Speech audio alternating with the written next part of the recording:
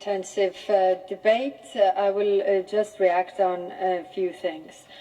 Of course, we need public support for these steps. We need to explain to our people why we have to do this, and why we also need to make sacrifices.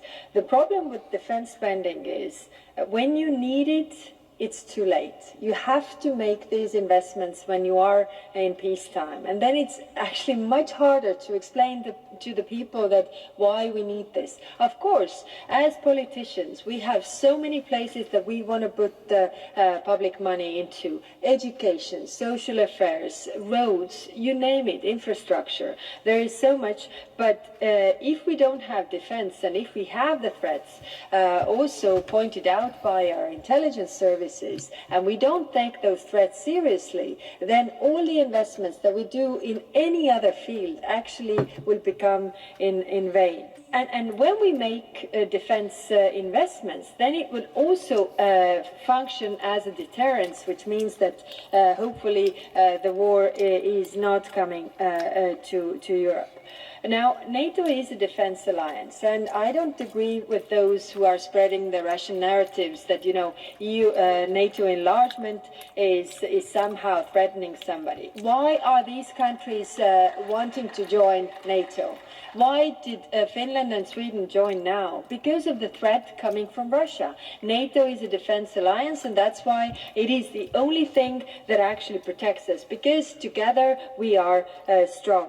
Now, when it comes to NATO having the military plans, and then EU having the plans for the defense industry, it is to complement these two institutions. It is to, like many of you said, not about the numbers, but actually the capabilities. What do we do with this money? And there I also echo what was said by many members here, is that we need joint projects, we need joint procurement. We need to do these things together, because we need to also address the threats that we have together. Not, national security, but actually the security of us all together.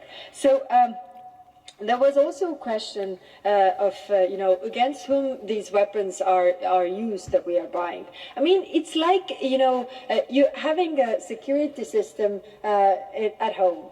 You don't need it unless somebody breaks in. So this is exactly the same. You don't need those weapons unless somebody attacks you. And like I said in my speech, as Russia is spending so much more on military, they will want to use it. And against whom they want to use it, well, there are, of course, many options, but we have to make sure that this is not against us, and it's also that it's stopping there.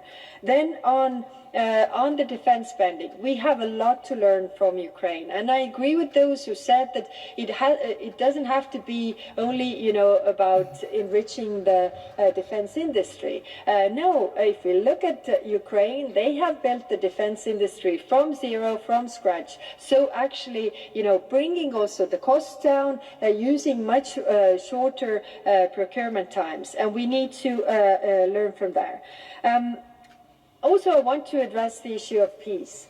Everybody in Europe wants peace. Europe is a peace project. We all agree on that, but we very clearly see right now the talks about the ceasefire that Russia doesn't want peace, and it takes at least 2 to want peace, but it only takes 1 to want war, and that is why we need to prepare. So we are living in dangerous times, and in order to have peace, you need to prepare for this. And I also want to address our Irish colleagues. I mean, yes. Peace doesn't mean that the human suffering will stop. If you surrender, you have the aggressor, and you say, okay, take all what you want, then it doesn't mean that the human suffering will stop. I mean, our experience behind the Iron Curtain after the Second World War, countries like Ireland get to build up their prosperity, but for us it meant, atrocities, mass deportations, suppressing your culture and language. This is what happens. It is also peace, but it's actually not freedom. It's not freedom of choice for people. And that is what the European Union is all about, and that is what we are also fighting for. Russia Somebody said here that Russia has no reason to attack NATO. Well, Russia didn't have any reason to attack Ukraine either, or Syria, or Georgia, or the list is long.